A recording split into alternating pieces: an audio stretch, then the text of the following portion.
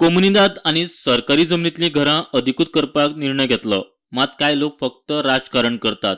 तांकां लोकांनी दाखोवन दिवचें. निर्णय लोकहितार्थ. मुख्यमंत्री उलयलो. 15 सप्टेंबरा उपरांत माझे घर येवजणेचे अर्ज मेळटले. राजकारणा खातीर काही लोक राजकारण करपाक लागल्या. हांव त्या हितूर वचना आनी म्हाका त्या हितूर आयज वयचलोय ना. कारण मुळात म्हज्या गोंयकाराक म्हजें घर हें ताका कायदेशीर करून दिवपाक ताका मदत करपाक जाय. म्हणून जे राजकारण करता ताका म्हाका दिसता ह्या घरांनी रावपी लोकांनी तांकां हाजें राजकारण कितें हें समजून सांगचें.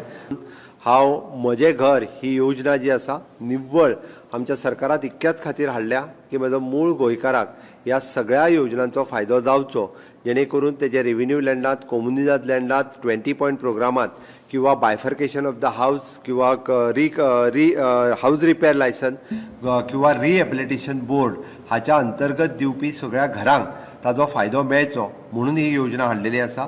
येता त्या 15 सप्टेंबराच्या उपरांत ह्या योजनेचे फॉर्म्स हे सगळी कडेन अवेलेबल आसतले.